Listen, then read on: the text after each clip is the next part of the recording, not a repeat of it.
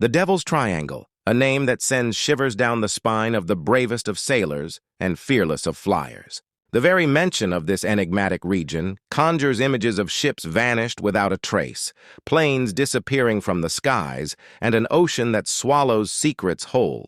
But the question remains, does this tropical stretch of ocean remain a source of mystery? The ever-evolving triangular area was first conceived in a 1952 article entitled "Sea Mystery at Our Back Door."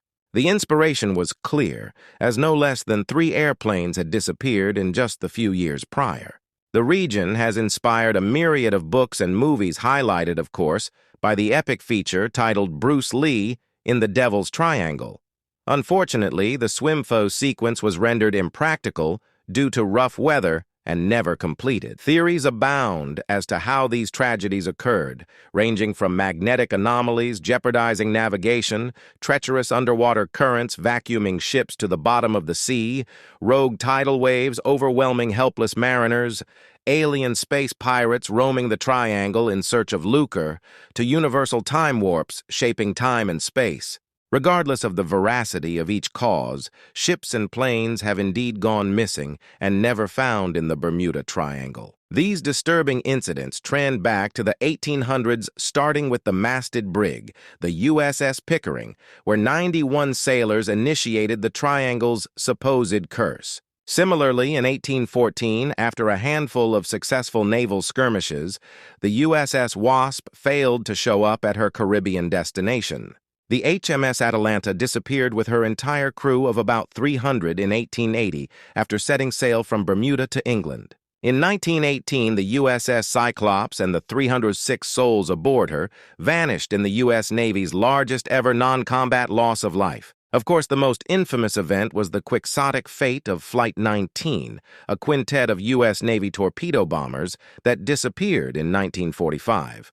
All 14 of the crew lost to the legend of the Triangle. Taking flight from the Naval Air Station in Fort Lauderdale, Florida, their mission was to practice bombing runs on a small target island and then navigate their way back to base using only a compass.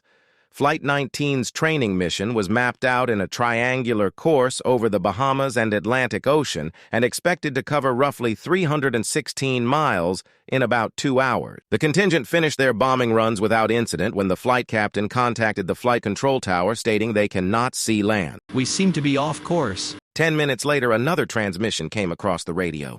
We can't find west. Everything is wrong. We can't be sure of any direction. Everything looks strange, even the ocean. 20 minutes later, a voice hysterically claimed, We can't tell where we are, can't make out anything. Before uttering the last words ever heard from Flight 19. It looks like we are entering whitewater. We're completely lost. To compound the tragedy and the mystery, the ensuing search and rescue team of 13 men flying a patrol seaplane suddenly vanished as well. The Devil's Triangle seemed to be devouring American air and seamen.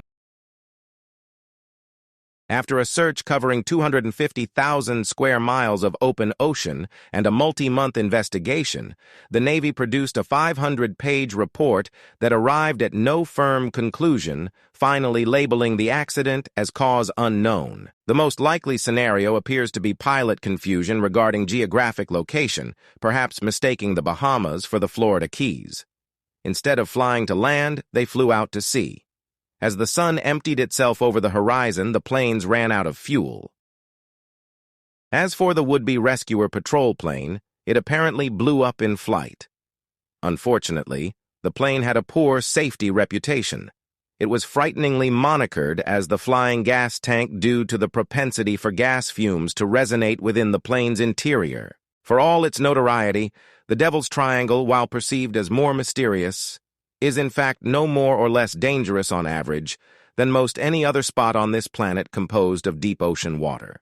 The only caveat would be the influence of the seasonally consistent tropical storms affecting that region. Nevertheless, no less an authority than the U.S. Navy gives the region's evil reputation no credence. And follow money, Lloyd's of London charges no more for vessels traveling this region, stating that the number of events compared to the volume of shipping is negligible. As one skeptic plainly put it, ships and planes behave in the Triangle the same way they behave everywhere else in the world. So take that Caribbean cruise and tell the Devil's Triangle to go to hell.